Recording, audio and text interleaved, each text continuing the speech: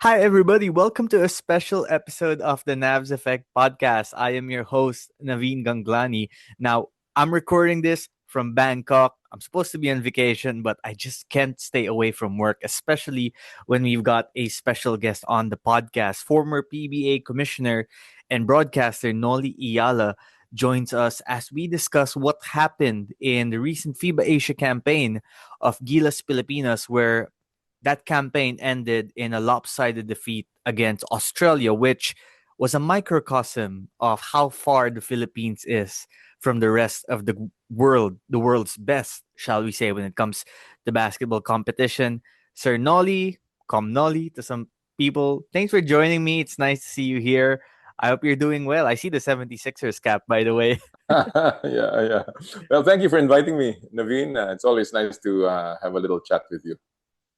Likewise, it's always a pleasure. So let's get to it, Com. Did you get to watch all the Gilas games? I feel like you did, at least most of them, because you're a basketball aficionado. And I'm sure that, like many others, you saw also how far we are, not just against a team like Australia, which is ranked 7 in the world while we're in the 30s, but even against teams like Chinese Taipei, which many expected we would defeat in the opening round of the tournament, against a Actually, I team. saw all of the Go for it. games except for the one of Iraq.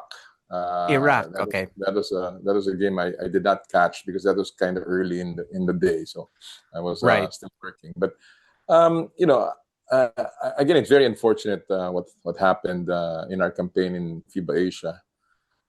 We were expecting, to get to maybe a little bit of a farther stage than just the quarterfinals. In fact, the quarterfinals still hang on the balance during the qualifying for the quarterfinals phase, no, and until that big shot of Justin Brownlee.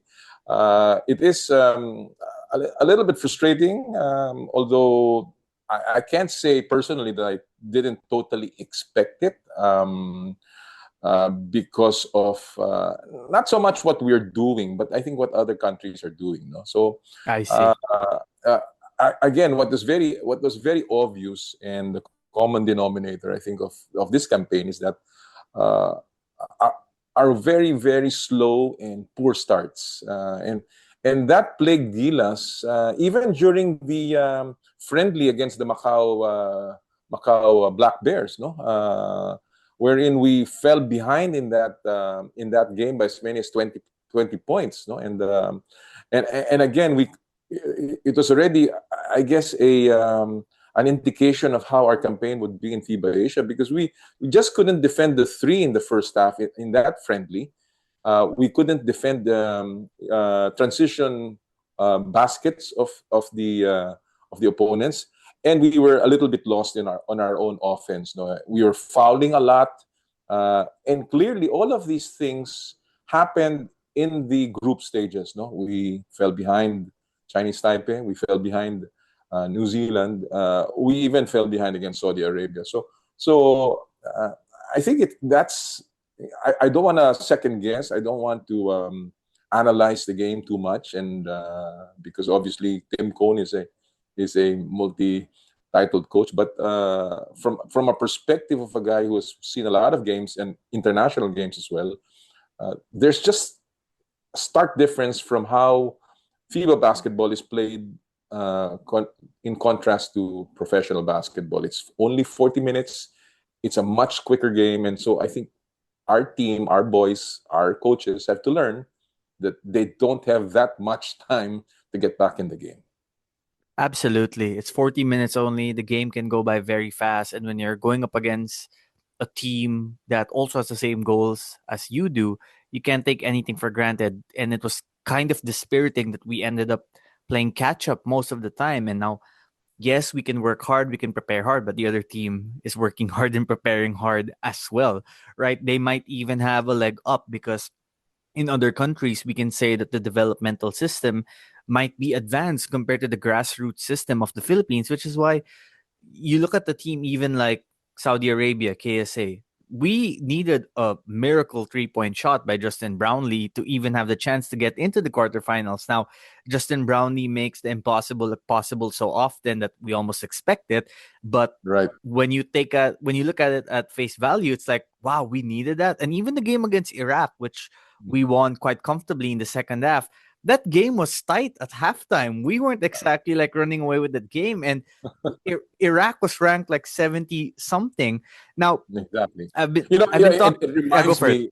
It reminds me, Naveen, of a saying even in sports, that you cannot play only up to the level of your opponent. You've got to play always consistently at your level. No, it doesn't matter who you face. If you're facing a lower ranked team, you cannot play the level of that lower ranked team. And I always also say that you've in a very short tournament, particularly in FIBA, you've got to beat the teams that you're supposed to beat. And I think, as I had tweeted, um, the problems of Gilas against Australia must be traced to our loss to Chinese Taipei. Mhm. If we had won that game, which again is a team that we must defeat, we should defeat because they're a lower ranked team, and that's whatever you say, that's how it's supposed to go. But obviously, we were not able to start quickly. Again, maybe we could not defend well, particularly the perimeter points. And I think we didn't scout that well. In fact, one of the things that I question in this particular FIBA Asia is the kind of scouting that we've done. And I really feel that while we've got the talent isn't enough.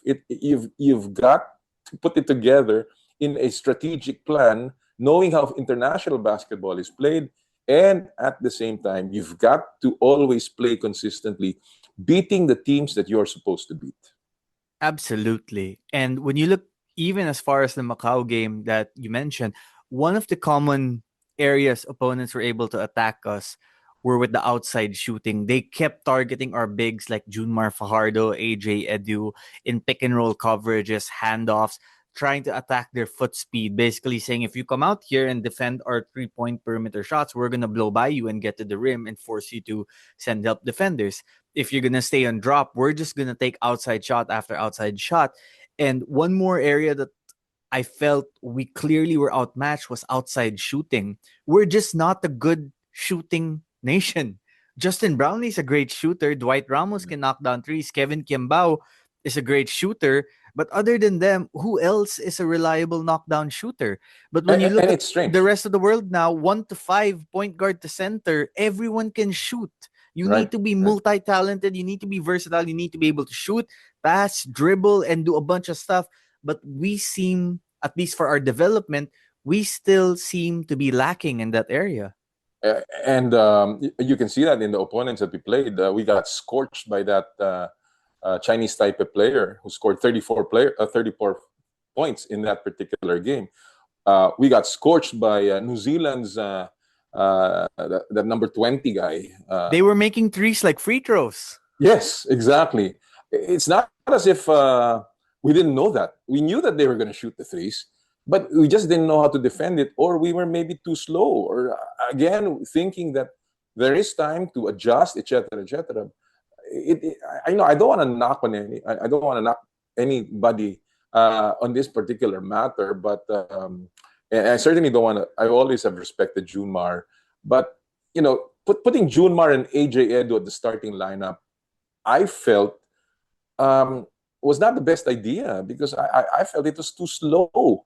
And when you begin a game, you've got to be able to defend all the positions, even on switches, as you had mentioned. No? And I feel that it was out of respect that Coach Tim was putting in June Mar because he is an 8-time PBA MVP. And he could not, I guess he could not present it to the public that your top player in the PBA is coming off the bench. So again, these are things that I guess we will learn from. And obviously, this FIBA Asia has also taught us that maybe it's time for us to really just unleash the young core. I think it is time. Kevin Quiambao accounted for himself very, very well. And I've always believed that he's the key.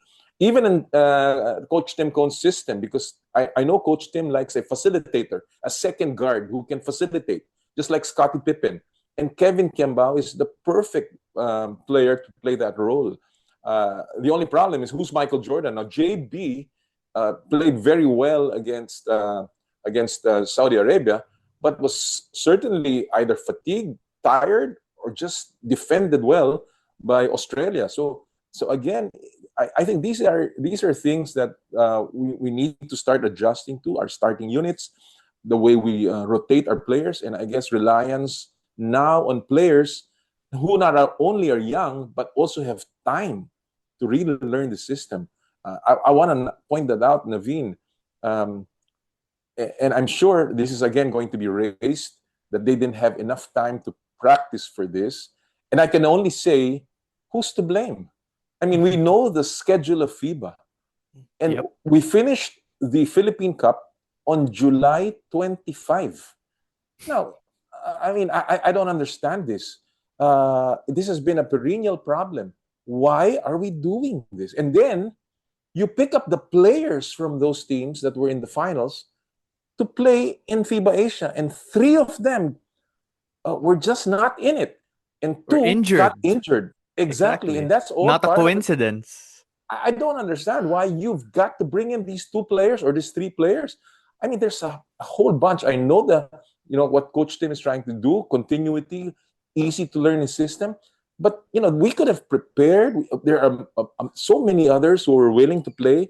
So again, these are things that the SBP should start thinking. And I've been a big advocate of this, the studying of the international calendar and making sure that we synchronize our calendars with it. Somebody's got to sacrifice. Somebody's got to give. If the pro league does not want to sacrifice, then the SBP must look at other ways, because obviously this has hurt us in our campaigns. No, that's very true. It's not a coincidence that Perez and Oftana were the guys that got hurt. And if you looked at Twitter, Chris Ross was saying Junmar wasn't even 100%. These guys just played till the end of the PBA Cup. Oftana played to the finals of every conference. That wear and tear, it affects your body. It makes you more prone to injury.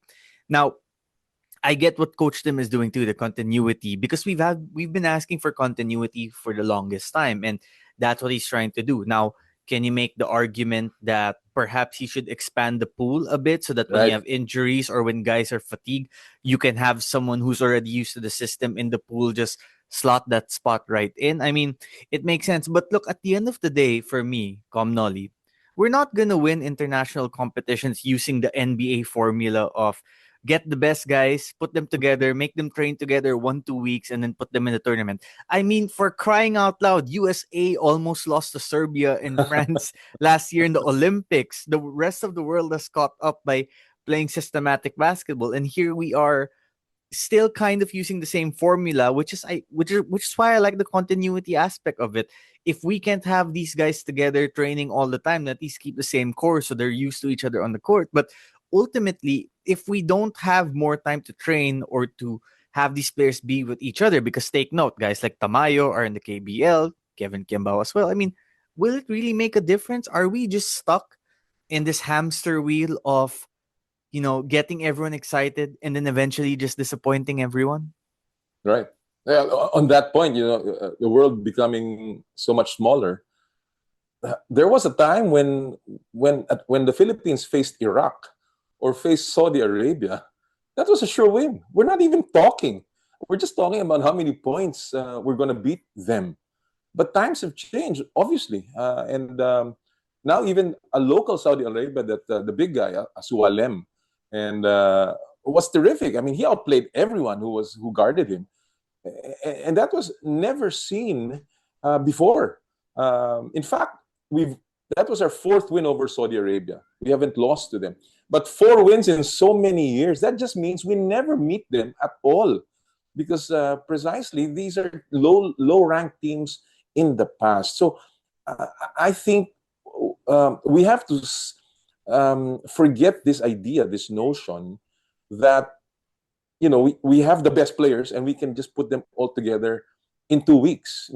Again, you're right. That formula of the United States is not working anymore. In fact, I'm, as a side note, I feel they're going to be beaten in the All-Star game when the USA plays the world stars. No, so I just feel that there has to be more, I guess, planning in international tournaments like this. Um, it can be done. We can have at least a month before a big international tournament to free up all our players. I mean, it has been done in the past. It can be done. Korea does it. Japan does it. Korea does it, and that's because they plan their leagues around the FIBA calendar. No, so whether it's a 3-conference format or a 2-conference format, I think the PBA can do it. And Naveen, just today, for instance, I saw the schedule of the NBA. They have a full year's calendar already set. Yep. And that, I guess, considers all other external factors to the NBA, including the training of international players. Why can't the PBA do that? I don't see why. And if we're really so intent in helping the national team, and you still want to keep your business model, then just plan it correctly. That's all. We're not asking you to cut down your conferences. We're not asking you to sacrifice your players. It's just planning it around FIBA international competitions, and I think that's one step towards having a better result than this sputtering finish to the end. So why do you think that is? You used to be a PBA commissioner, and like you said, the NBA does it, KBL does it.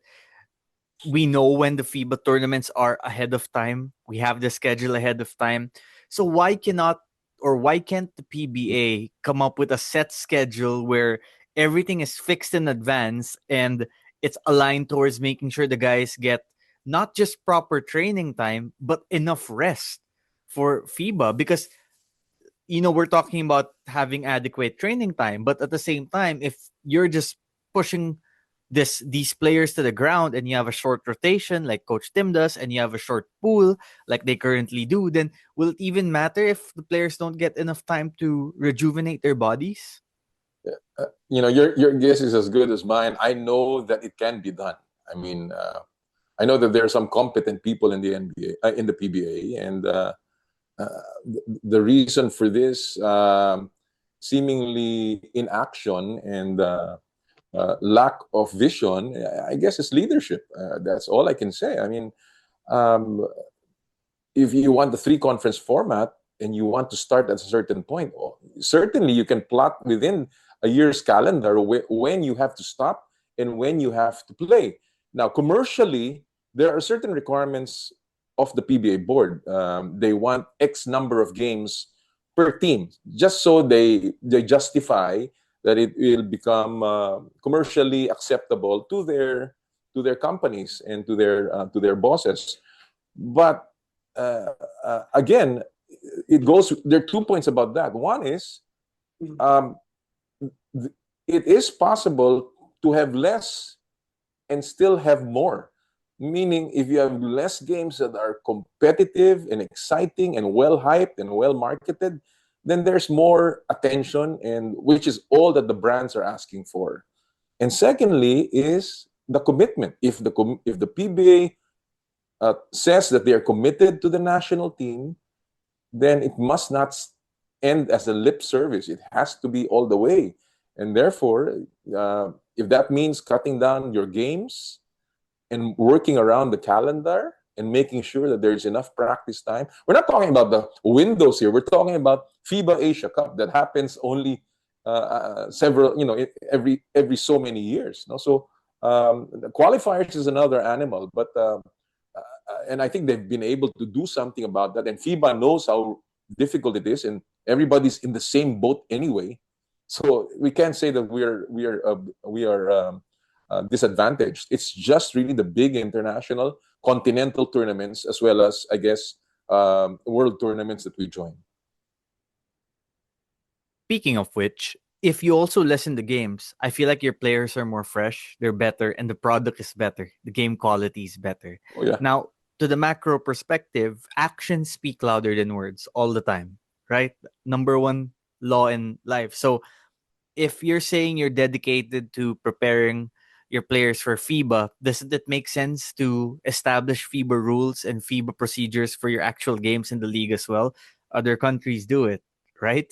uh, Doesn't it make sense to let your top Filipino talent play abroad instead of giving them 3-year bans so that they can get that international exposure and yeah, get the quality time against international opponents to get better? I mean, Kevin Quiambao was next to Brownlee to me the most impactful player of Gilas in this absolutely. tournament. Yes, And he just spent the last year playing in Korea than training in the United States. Do we think that's absolutely. coincidence? Absolutely not. And this guy was playing college basketball less than a year ago. He Right. just finished playing college ball and he looked like the second best player on the team. I mean, that's no coincidence. So I guess the next question is, do we trust our quote unquote leaders when they say that succeeding in the FIBA level is their top priority? Or is it fair to say they have other agendas and other goals in mind before FIBA? It's always been my thesis, and I know the PBA knows this. It's always been my thesis that if the country does well internationally in international competitions, the PBA benefits. So if that is still followed by the PBA or is part of their accepted norm, then it goes without saying that they have to support the national team and do everything, not only in terms of training and maybe lending of players, player selection, but also in the kind of exposure these players get, not only locally in their games, but also internationally when they are allowed to play and train abroad. So all of that must come together. I'll give you just one example, for instance.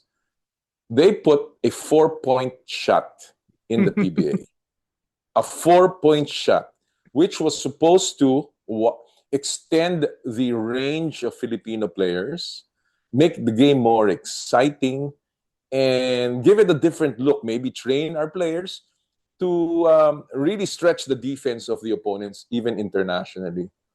When we here in the FIBA Asia Cup, we saw what kind of shooting we had in this FIBA Asia Cup. The only one who probably was very consistent was Kevin Quiambao. A little bit of Dwight Ramos, maybe in the low 30s or high 20s, and maybe even JB struggled in his 3-point shooting in the FIBA Asia Cup.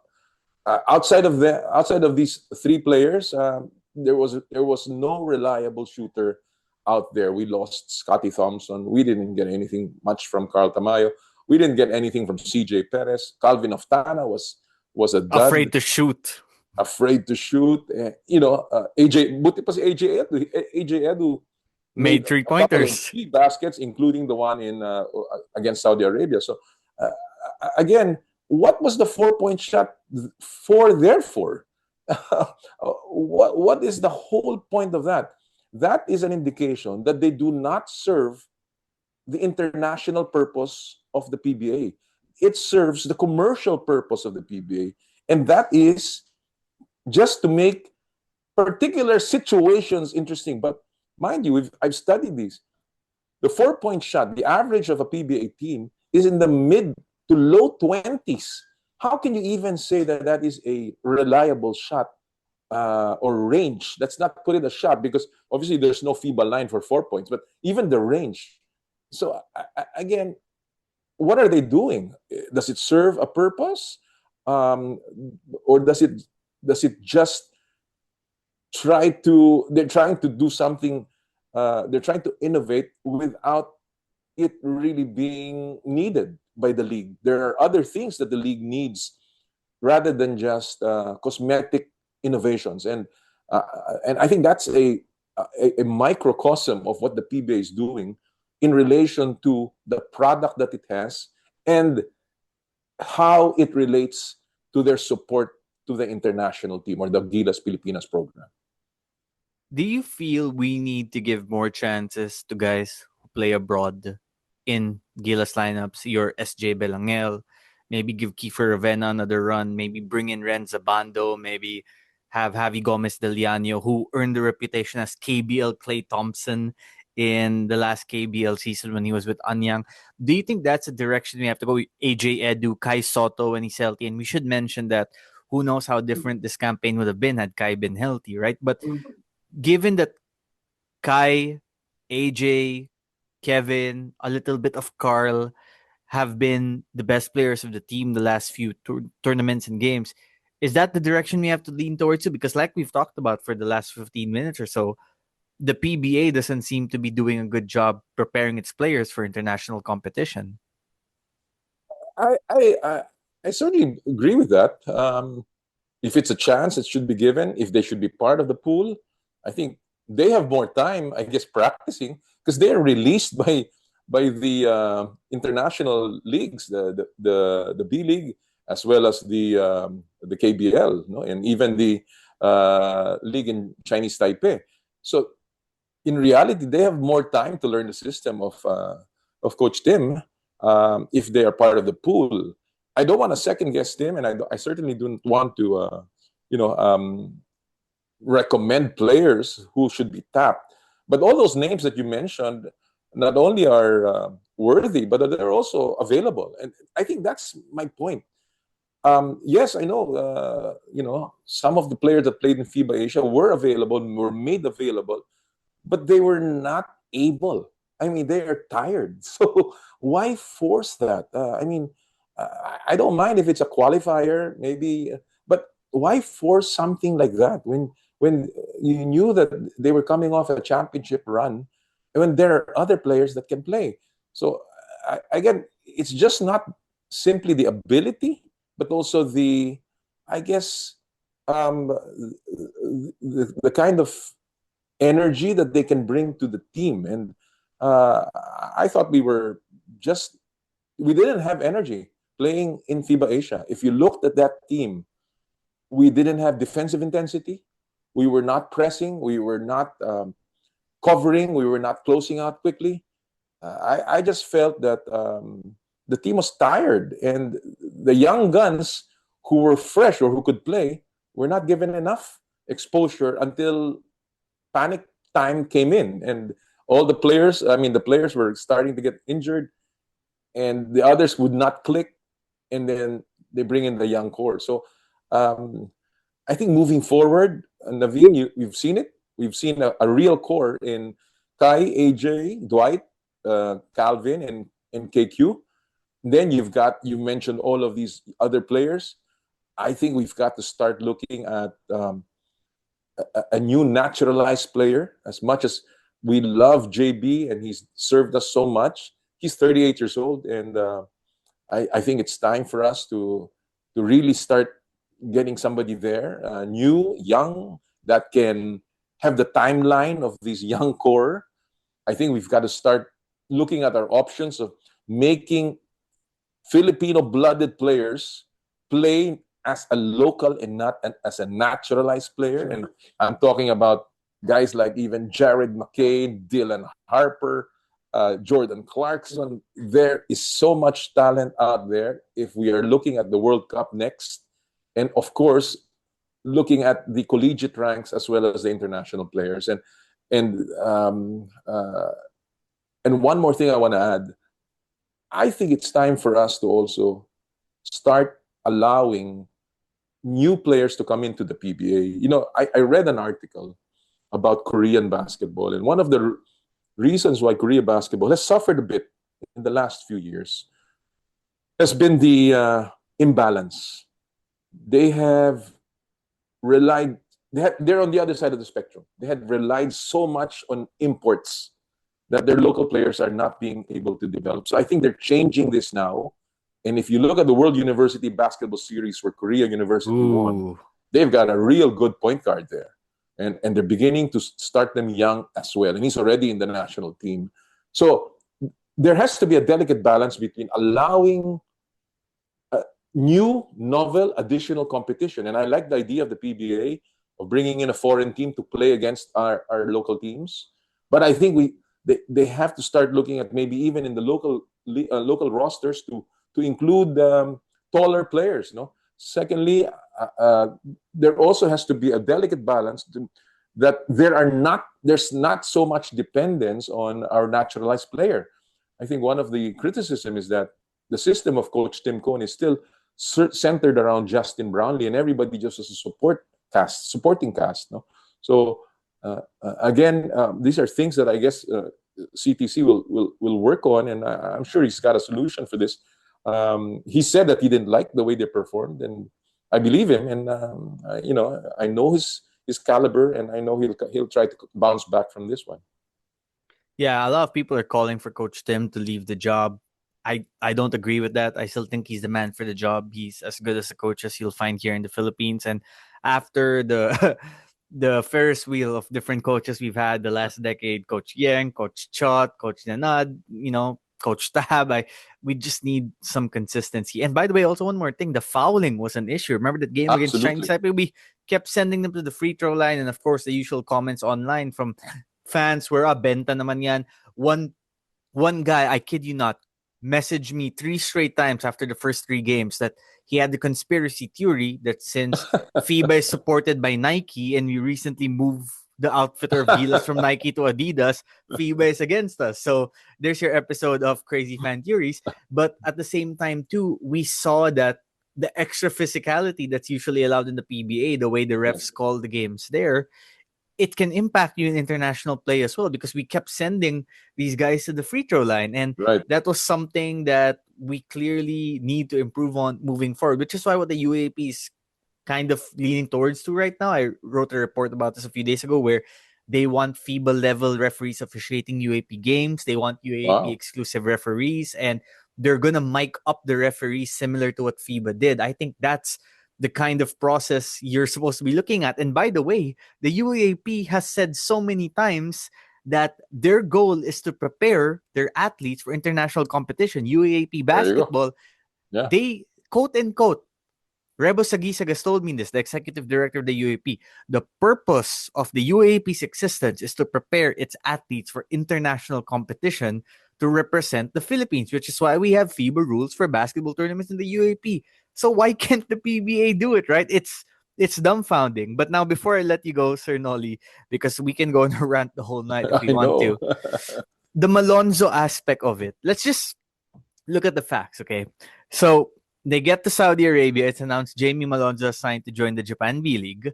From what I was told, he was given the blessing by Al Francis Chua and Coach Tim Con to leave. And then a few days later, we get the report of the PBA instilling a 3-year ban on those who don't re-sign with their teams. And the reports indicate that Malonzo is part of that. Likewise for Tolentino and Navarro. Wait, that's a great way to alienate your young guys, by the way. Um, and then we get to FIBA. He doesn't play the first few games. Then the times he does play, he gets very limited playing time. And we had a quote from Coach Tim Cohn saying he's our Jason Tatum. Speaking of how Tatum was not played by Steve Kerr in some games for Right. USA Right. in the Right. Olympics. I just want to get your perspective on how this whole Malonzo situation played out. Do you think there's something more there, or do you think Malonzo is just the consequence of the head coach having a short rotation? Well, again, I don't want to second guess Tim. If he said that Jamie was 100% and he wasn't injured, then there must have been a reason for him not playing him. And obviously, when he played him, especially against Australia, he was just completely lost. I mean, there was a Mm-hmm. play, for instance, I saw. It was a 1-on-5 offense, fast break play for the Philippines, and he just took the shot. I mean, he took. I think at a particular stretch, he took 4 straight shots, and all bad shots. The one shot that he was open, he just hurried the shot. So he obviously was out of it. Obviously, he has been affected by the DNPs that happened for him in the first few games. No, and I think that again, it's a coach's decision. But if that is the case, I hope I'm wrong that the ruling of the PBA did not affect Coach Tim Cohn. I think I hope I'm right. I mean, I know Coach Tim, and I don't think it will matter to him. But if Malonzo was not ready or was not prepared or uh, was really not going to be used, there are so many other players that could have helped this team. We obviously needed a really good outside shot, and we did not get that. And again, clearly, maybe the call should be to widen the pool, because we have time now to really just bring in this talent, make them learn Coach Tim Cohn's system, so that we have available players that can play when it is necessary. Just like what happened now, that our top PBA players were in the finals, and there was just no time to rest for them to recover, to shift gears, and to be ready psychologically, mentally for FIBA Asia. I think that was one of the key things here. I think many of our players from the PBA, were just not ready for that particular level. And unfortunate, but it is the non-PBA players who delivered, and that is a message by itself. I think that should be taken into account without any malice. I think without any malice, the PBA should accept that there is a reason why we need fresh players in FIBA Asia who know the system, who are also talented, because this is a team game anyway, and I think they should be made available to the national team. One more thing too, we had 2 point guards, Scotty Thompson and Chris Newsome, who I have respect for everything they've done for Ginebra and Meralco respectively. But if there's one thing international basketball has taught us as well, is that your lead guards need to be guards who can shoot, who can pass, and who can penetrate, and who can defend. And Right. as good as Scotty and Chris are as basketball players, particularly with their hustle plays and their defense, the shooting and the penetration were not there. And Right. that's why we had to rely extra on someone like Justin Brownlee. Sir Nolly, thanks so much for joining me. It's really a pleasure to have you on the podcast always. Before we go, why don't you tell our listeners where they can find you and your show? Right. Well, on social media, it's simple. Just type my name, Noli Eala. It will be on Instagram, on X, on TikTok. And of course, we have our show, Power and Play, every Saturday, 8 to 10 a.m. On 1PH, on Signal TV or True TV Channel 19. Also on radio, FM Radio 105.9, True FM. And with a Sunday replay on RPTV, plus, of course, Facebook Live on Power and Play. And, Naveen's always on the show. And we always enjoy talking about not only local basketball, but international basketball and all other issues. So, you can catch him also there in our show. And again, Naveen, thank you so much for inviting me. It's always a pleasure to be a part of your podcast. It's also always a pleasure to have you to be in your show. And by the way, the 76ers, you're still all in, or you're kind of starting to, maybe lose faith a little bit? I mean, I saw Paul George wearing a knee brace going to the club to party the other night. I don't know if Oh, that's man. exactly what you want to see. I have not heard any good news from my Sixers. I've seen Joel. He looks fit, but you never know with that guy. A fan is always a fan. I will always be a 76ers fan.